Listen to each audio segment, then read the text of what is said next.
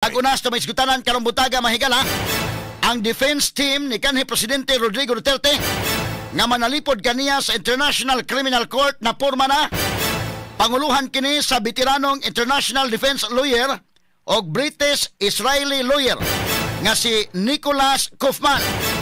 Musuporta kaniya sila si Attorney Salvador Medialia o Attorney Harry Roque.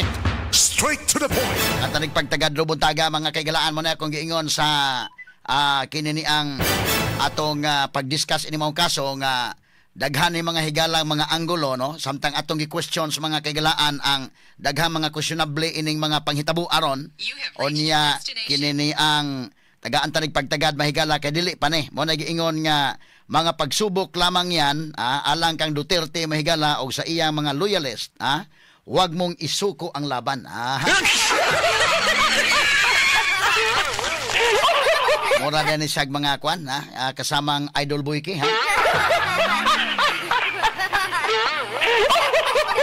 ayaw lang kumbati lang gihapon so dunay daghang mga rally manghigalang ikipanghimo sa weekend mga sukiti paminapot tindaghana didto mahigala sa Davao City bilang daghana gyud Davao City diri sa Cebu City, sa Carcar City, Ormoc City, Baybay City, hasta pa mga lungsod dito sa Leyte, mahigala sa Hinunangan, Hinundayan, Apil, no? Diri sa Leyte gyud kay si Romualdez taga Leyte gyud. Pero nagpaila na mga higala nga mismo ang taga Leyte ni express sila sa ilang mga sentimento. Kasi Duterte dito masabatao mahigala sa Leyte. Straight to the point.